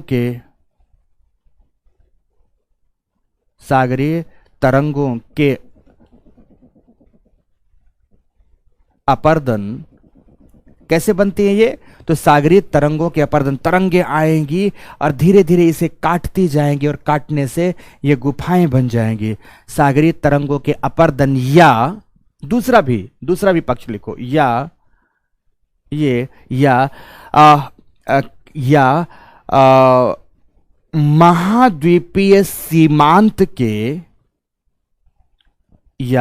महाद्वीपीय सीमांत के सीमांत के नीचे धंसने से क्रैक्स के रूप में होता है। क्रैक्स के रूप में होता है। जैसे कैसे समझना, मान लो आपके तरफ से तरंग आ रही है, मेरी हथेली की अभी उंगलियां जुड़ी हुई हैं। अब कोई तरंग आई और तरंग आकर इस तरह से इसे बीच बीच में काट दी, तो जो कटा हुआ हिस्सा है ऐसा, ये कहलाएगा आपका गुफा, ये कहलाएगा आपका अंतःसागरीय कैनियन। एक तो ये बात आती है। दूसरा, जैसे मान लो ये पूरा का पूरा निमग्न, जो सागरीय निमग्न तट है, ढाल है और राइज है, सब जुड़ा हुआ है। धीरे से नीचे का हिस्सा टूटकर जैसे नीचे धंसेगा, समझना, देखना कैसे खुलेगा नीचे की ओर। जैसे नीचे धंसेगा तो सामने से कुछ ये ऐसे खुलना शुरू होता है, और जब ये ऐसे खुला ना, तो ये जो सामने का खुला हुआ ये मुंह है ना, यही है कंदरा, यही है गुफा। ये कहां पाई जाती है? ये निमग्न ढाल वाले हिस्से में पाई जाती है। समझ पा रहे हो कि नहीं? ये निमग्न ढाल वाले हिस्से में पाई जाती है। पूर्ण विराम। निमग्न ढाल समाप्त हुआ। तो अब हम आगे आएंगे तीसरे स्थान पर, तो लिखे महाद्वीपीय उत्थान या महाद्वीपीय निमग्न उत्थान, कॉन्टिनेंटल राइज।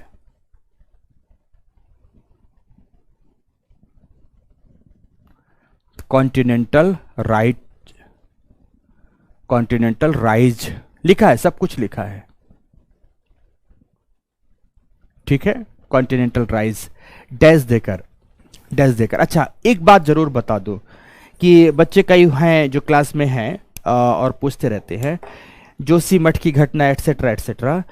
ऑप्शनल की क्लास में मैं डेली टू डेली 2-3-4 महत्वपूर्ण जो न्यूज़पेपर हैं, उन न्यूज़पेपर्स की जो भी ज्योग्राफिकल, इन्वायरमेंटल एंड डिजास्टरमेंट से रिलेटेड न्यूज होती है, जो भी महत्वपूर्ण न्यूज़पेपर है और महत्वपूर्ण खबरें होती भी है राष्ट्रीय स्तर पर और अंतर्राष्ट्रीय स्तर पर, इससे संबंधित जो भी ज्योग्राफी से रिलेटेड, इन्वायरमेंट इकोलॉजी से related, disaster and disaster management से रिलेटेड, तो ये डेली टू डेली खबरें मैं आपको क्लास में बताता रहता हूं। देखो, न्यूज़पेपर लेके आता हूं और बताता रहता हूं कि कौन सी खबर महत्वपूर्ण है, कैसी खबर महत्वपूर्ण है। और उन खबरों को जैसे जैसे वो टॉपिक भी आते जाएंगे ना, जैसे जोशी मठ में लैंड सिंकिंग क्यों हो रहा है, लैंड क्यों सब्सिडाइज हो रहा है, तो लैंड स्लाइड क्या होता है, लैंड स्लाइड कैसे डिजास्टर बन सकता है, तमाम तरह की बातें टॉपिक टू टॉपिक जोड़कर पढ़ाता भी जाऊंगा। जीएस में उतना स्कोप नहीं होता चीजों का, ऑप्शनल में तो स्कोप होता है, इसलिए मैं चीजों को बताता रहता हूं, डेली बताता रहता हूं। बच्चे कुछ क्लास के हैं जो कि इसका एविडेंस आपको साक्ष्य प्रस्तुत करेंगे कि हाँ, ये भी बताता हूं कि आज आपके लिए ऐसी कोई इससे संबंधित जरूरी खबर नहीं आई, बाकी राजनीतिक मुद्दों से लेकर और मुद्दों से लेकर तो होगी ही, तो प्रॉपरली हम बताते चलते हैं क्लास में। तो उसके लिए भी आप वहां पर निश्चिंत रहिएगा कि आपको कोई प्रश्न आए और एक प्रश्न का जवाब आपसे नहीं बनेगा। जिस समय मैं विश्लेषण करके बताऊंगा ना कि आखिर जोशी मठ किस तरह से, ना केवल लैंडस्लाइड, हर जगह सुनते हो कि लैंडस्लाइड से जो डेब्रीज प्राप्त हुआ था ना, केवल उस डेब्रीज पर बसे होने की वजह से वो सब्सिडाइज कर रहा है, सिंक कर रहा है। मैं उसका एक नया डायमेंशन दूंगा, एक अलग डायमेंशन देकर बताऊंगा कि वो केवल एवं केवल वो नहीं है, वो इनकम्पैक्ट जो रॉक्स है ना, तो उसमें से बहुत सारी है जो मोरेन्स का एग्जाम्पल है, जो इनकम्पैक्ट रॉक्स है ना, जो बहुत सारा है, उसमें से कौन से प्रकार का डेब्रीज है, मैं ये सब भी आप लोगों को बताऊंगा,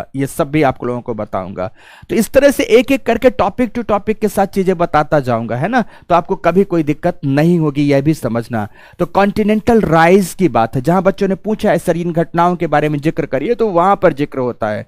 पर यहां जीएस की कक्षा में आपको पता है कि थोड़ा सा भी क्लास का समय बढ़ेगा 140 घंटे से मैं 150 घंटे लगाऊं, 130 घंटे से 140 घंटे लगाऊं, तो उसमें भी कई बच्चे हाय तौबा मचाएंगे, कांव करना शुरू करेंगे कि क्यों इतना समय बढ़ गया, हमारा सिलेबस कब पूरा होगा। तो जीएस में बच्चे ही बाधा बन जाते हैं, पर ऑप्शनल में कोई बाधा नहीं होता। ऑप्शनल में टीचर का झापड़ बाधा बनता है। फिर जब बच्चे नहीं समझते तो हम तमाचे भी लगाते हैं और तमाचा मार मार कर आपको पढ़ाते हैं। क्यों? क्योंकि मेरे प्यारे दोस्तों, सच कहते हैं आपसे हृदयागत प्यार होता है। ये किसी भी तरह आपका सिलेक्शन हो, हम वो बातें बता डालें कि आप सब पढ़ डालो और आप एक दिन आईएएस बनो ना, मेरे द्वारा कहे गए हर एक तमाचे का मूल्य पूरा हो जाएगा। हम तो केवल ये चाहते हैं, अदरवाइज हमारी आपसे कभी कोई किसी तरह की दुश्मनी हो सकती है ना बाबा, ना कभी नहीं हो सकती मेरे प्यारे मित्रों। हर वक्त जब भी आपके बारे में बात आती है मन में, तो एक ही चीज आती है कि और भी ऐसा क्या पढ़ के बता दें, क्या सुन के बता दें, क्या जानकर बता दें कि आपका लाभ हो जाए। ठीक है ना? तो लाभ लेते रहिए मित्रों और मेरी डांट सुनते रहिए प्यार से। उत्थान की बात करना, कॉन्टिनेंटल राइज की बात करनी है। तो कॉन्टिनेंटल राइज की बात कैसे करनी है समझना। यहां पर बस एक कोई पेज में खोज लूं और फिर समझाता हूं, मैं समझाता हूं। यस, यहां पर एक इन लोगों की अपनी डायरी रखी है, इसी का एक पेज फाड़ लेते हैं। मैं संसाधनों का आज दुरुपयोग आपके लिए कर देता हूं। बाकी मैं बहुत मितव्ययी व्यक्ति हूं, मैं कभी भी संसाधनों का दुरुपयोग करता नहीं हूं। पर एक पेज फाड़ लेता हूं, चोरी कर लेता हूं आपके लिए। ठीक है? ओके, ये मैंने चोरी कर लिया, एक पेज फाड़ गया। अब समझना मैं कैसे दिखाना चाहता हूं।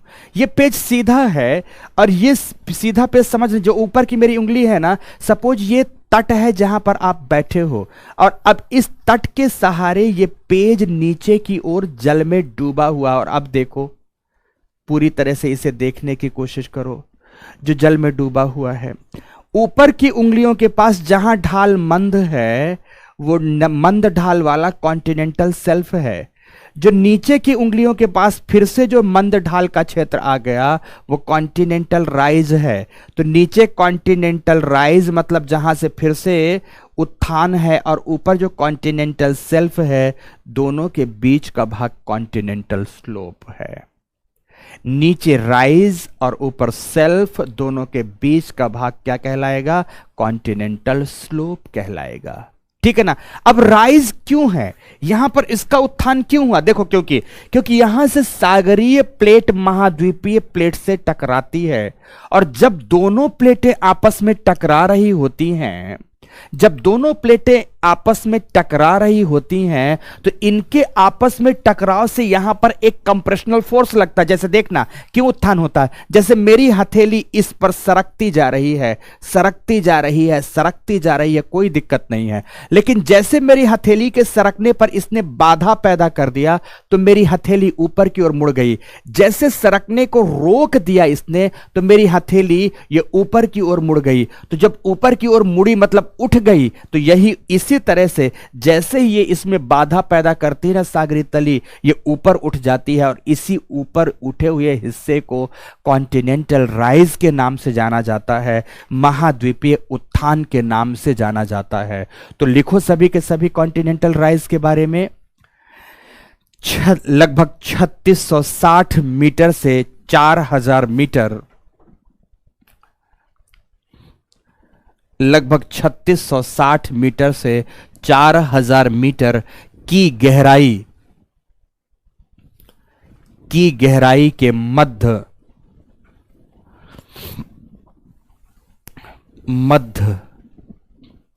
अवस्थित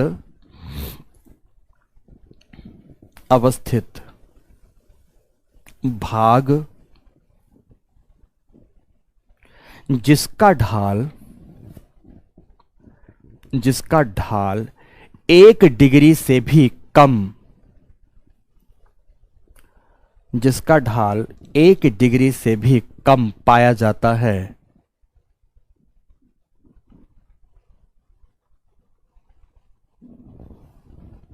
1 डिग्री से भी कम पाया जाता है। ठीक है ना? 1 डिग्री से भी कम पाया जाता है। पूर्ण विराम लिखें। इसमें उत्थान की वजह, इसके उत्थान की वजह सागरीय प्लेट द्वारा आरोपित, सागरीय प्लेट द्वारा आरोपित अभिसारी या संपीडन बल है। अभिसारी या संपीडन बल है। पूर्ण विराम लगाएं, पूर्ण विराम लगाएं, लिखो यह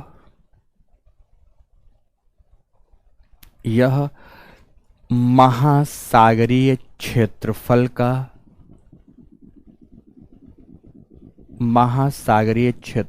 का लगभग 1.5% हिस्से वाला भाग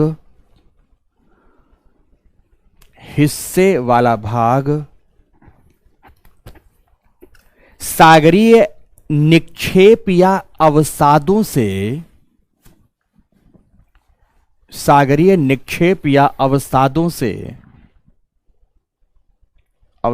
से ढका होता है।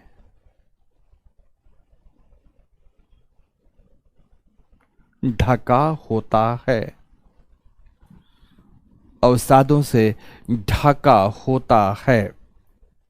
क्यों इतने अवसाद यहां पाए जाते हैं? क्योंकि निमग्न ढाल के फिसलते हुए अवसाद भी कहां जाएंगे? यहीं आकर रुक जाएंगे। निमग्न ढाल के फिसलते हुए अवसाद भी यहीं एकत्रित हो जाते हैं।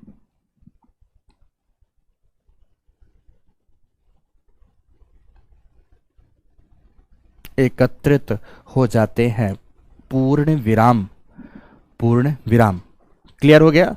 पूर्ण विराम। यह बात यहीं पर समाप्त होती है। तो मैंने बताया था कि महाद्वीपीय सीमांत 3 हिस्से हैं और तीनों को एक एक करके जितनी जहां जानकारी जरूरी थी वो सारी की सारी जानकारी मैंने यहां पर आप लोगों को उपलब्ध करा दी है। अब आगे आता है वितलीय मैदान के बारे में, सागरीय वितलीय मैदान के बारे में जानकारी आती है। तो आप इसके बारे में लिखेंगे सागरीय वितल मैदान। हेडिंग दे सभी, सागरीय वितल मैदान। सागरीय वितल मैदान। ठीक है, आगे लिखेंगे वितलीय मैदान के बारे में। लिखें औसत रूप से 4000 मीटर की औसत रूप से 4000 मीटर की गहराई वाला सागरीय तली का सबसे विस्तृत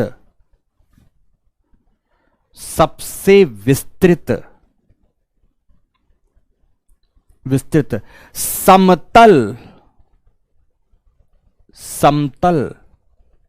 सागरीय मैदान, सबसे विस्तृत समतल सागरीय मैदान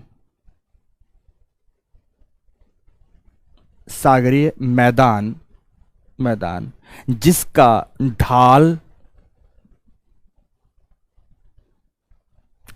ढाल अत्यंत ही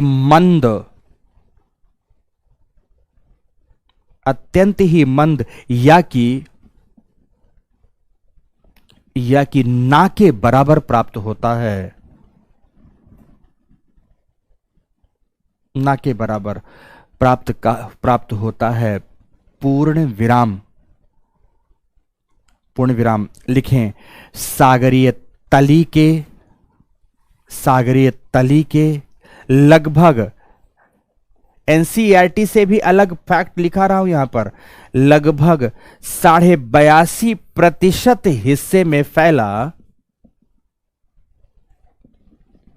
82.5% हिस्से में फैला यह भाग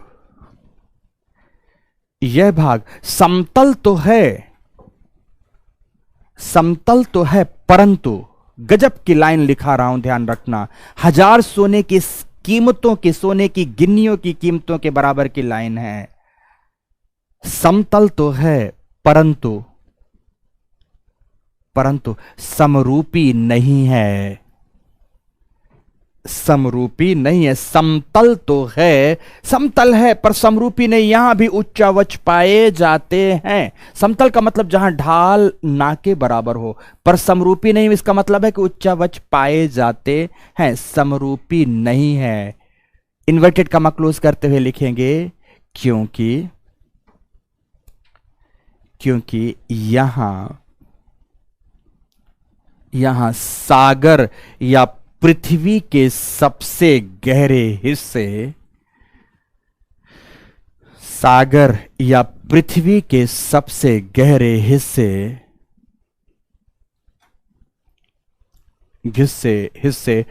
ट्रेंच या डीप, DEEP,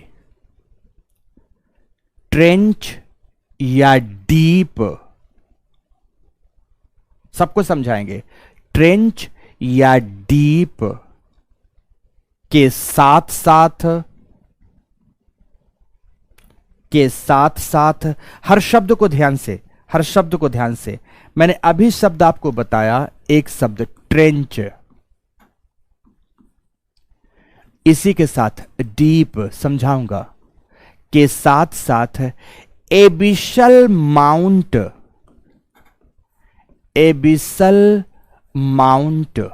माउंट को MTS लिख देते हैं केवल, माउंट्स, एबिशल हिल्स, एबिशल प्लेटूज,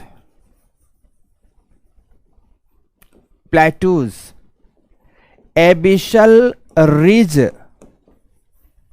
सबकी हिंदी बताऊंगा, घबरा मत जाना। एबिशल रिज एंड एबिशल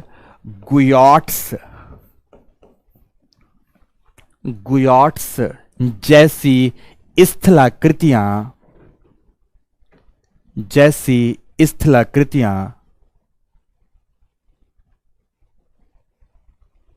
स्थलाकृतियां पाई जाती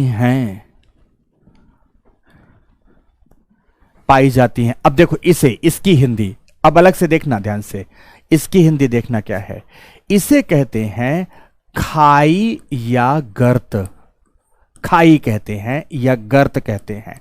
तो क्या अंतर होता है ट्रेंच एंड डीप में? एक चित्र बनाता हूं, ध्यान से देखना। एक चित्र ऐसा बना रहा हूं मैं, आफ्टर दैट ये चित्र ऐसा बनेगा।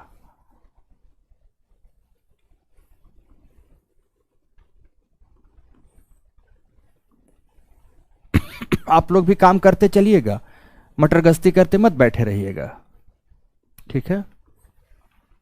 ये आप आकृति देख रहे हो। अब इस आकृति में जो ऊपर का ये हिस्सा है, ऊपर का हिस्सा वी आकार का है, यहां तक का हिस्सा, दिस वन, ये ट्रेंच है। बट जो नीचे का हिस्सा, अब यहां तक का जो हिस्सा है, ये डीप कहलाता है। मतलब हमेशा ही ध्यान रखना, ट्रेंच के आंतरिक भागों में ही डीप पाए जाते हैं। ट्रेंचेज के सबसे गहरे हिस्सों को ही डीप कहा जाता है। ये सब हिडल जोन के अंतर्गत आते हैं। यस सौम्या, हिडल जोन में आएंगे सब, ये सब हिडल जोन में आएंगे, क्लियर हो गया ना। तो ट्रेंच के सबसे गहरे हिस्से डीप कहलाते। जैसे ट्रेंच का उदाहरण, यहां पे आपने मारियाना का नाम सुना होगा, मारियाना ट्रेंच। तो इसमें इसका नाम सुना होगा चैलेंजर डीप। मारियाना ट्रेंच का जो सबसे गहरा हिस्सा है उसे चैलेंजर डीप कहा जाता है। बेस्ट एग्जांपल दे रहा हूं आपको, चैलेंजर डीप कहा जाता है। हिंद महासागर में एकमात्र ट्रेंच है जिसका नाम है सुंडा।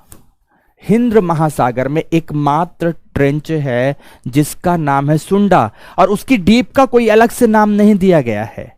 मत पूछना कि उसका डीप का नाम क्या है, अलग से कोई नाम नहीं दिया गया। हिंद महासागर में एकमात्र केवल सुंडा ट्रेंच पाई जाती है।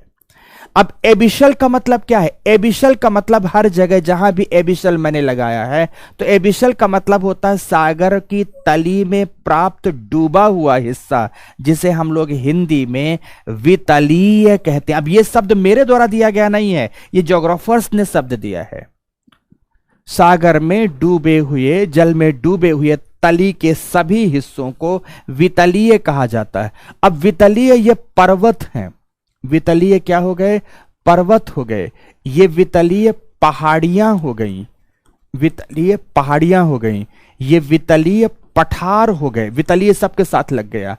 ये वितलीय कटक हो गए, और इन्हें तो गयाटसी कहते हैं, इन्हें गुयाटसी कहा जाता है, गुयाट कहा जाता है। तो सागर में डूबे इन सबको तो समझने में आपको दिक्कत नहीं आएगी, पर्वत पठार पहाड़ियों में। अब दो चीजों को समझने में दिक्कत आएगी, एक कटक को और एक गुयाट को। दो बातों को समझने में दिक्कत आएगी। तो कटक क्या होता है? जैसे मान लो दोस्तों कि ये सागरीय तली है, ये सागरीय तली है, ये एकदम बॉटम है, मैं बॉटम की बात कर रहा हूं। ये सागरीय तली है, इसी में पहाड़ियां प्राप्त होंगी, इसी में पठार प्राप्त होंगे। तो इस सागरीय तली के मध्य भाग में उपस्थित वह हिस्सा जहां से पृथ्वी के अंतरतम का मैग्मा ज्वालामुखी के विस्फोट के रूप में निकलकर इसी तली में इस प्रकार जमा होता है। ये पूरी की पूरी सागरीय तली है। यहां पर देखो, यहां पर फिर जाकर ट्रेंच होगा, इस किनारे में मान लो इस किनारे में जाकर ट्रेंच है, और यहां इस किनारे में भी जाकर ट्रेंच है, ट्रेंच है। ठीक है, तो आपने देखा भी है कि दो ट्रेंचेस के मध्य में सागर की तली है, और इसके बीच में बेसिकली होता है ये कटक। तो कटकों का निर्माण कैसे होता है? ज्वालामुखी उद्गार से होता है। सागरीय प्लेट के मध्य भाग में, आप अपनी जानकारी के लिए लिख सकते हैं कि कटक सागरीय प्लेटों के मध्य भाग में, कटक सागरीय प्लेटों के मध्य भाग में, मध्य भाग में ज्वालामुखीय उद्गार से, ज्वालामुखीय उद्गार से निर्मित होने वाली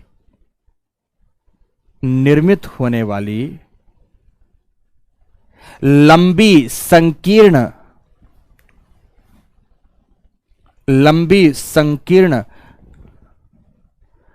पर्वत श्रेणी नुमा संरचना है। लंबी संकीर्ण पर्वत श्रेणी नुमा संरचना है। ठीक है, अटलांटिक महासागर में दुनिया की सबसे लंबी कटक पाई जाती है। एक उदाहरण भी बता रहा हूं, अटलांटिक महासागर में दुनिया की सबसे लंबी कटक है, जिसे मिड अटलांटिक रिज कहते हैं। किस नाम से जानते हैं? मिड अटलांटिक रिज कहते हैं। सॉरी, RIDGE, मिड अटलांटिक, दुनिया की सबसे लंबी कटक। अंग्रेजी भाषा के एस अक्षर के भांति है कुछ ऐसी, अंग्रेजी भाषा के एस अक्षर के भांति है कुछ ऐसी, इस तरह की है, दुनिया की सबसे लंबी कटक है। हिंद महासागर में भी कटकें पाई जाती हैं, पर प्रशांत महासागर में कोई कटक नहीं है।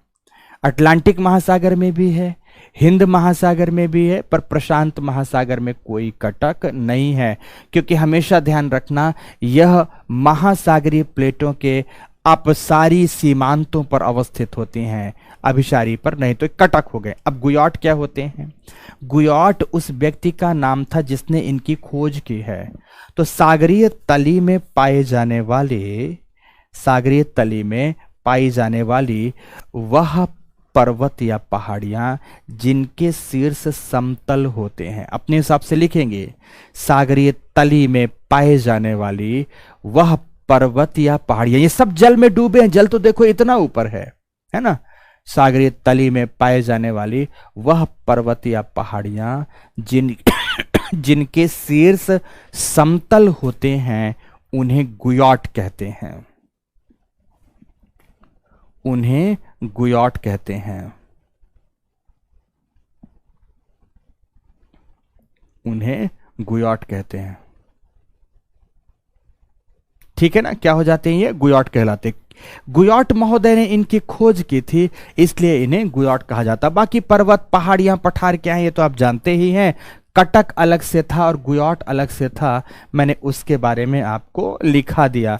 ये देखो, ये जो भाग प्राप्त होता था इसको हम लोग रिज कहते हैं, RIDGE, RIDGE। और ये जो प्राप्त हो रहा था इसे ही हम क्या नाम से जानते हैं, इसे गुयॉट कहते हैं। बाकी आप जानते हैं ये पर्वत शिखर हैं, ये पहाड़ियां हैं, ये पठार हैं, ये सब चीजें आप जानते हैं। तो इस प्रकार से सागरीय तली विविधताओं से युक्त होती है, जिसमें ट्रेंच पाई जाती हैं, पर्वत शिखर पाए जाते हैं, पहाड़ियां हैं, कटक हैं, पठार हैं, गुयॉट हैं आदि पाए जाते हैं। तो यह सब भी यहाँ पर उपस्थित होते हैं। तो इस तरह से मित्रों यहाँ पर आज की ये कक्षा आपके लिए समाप्त होती है।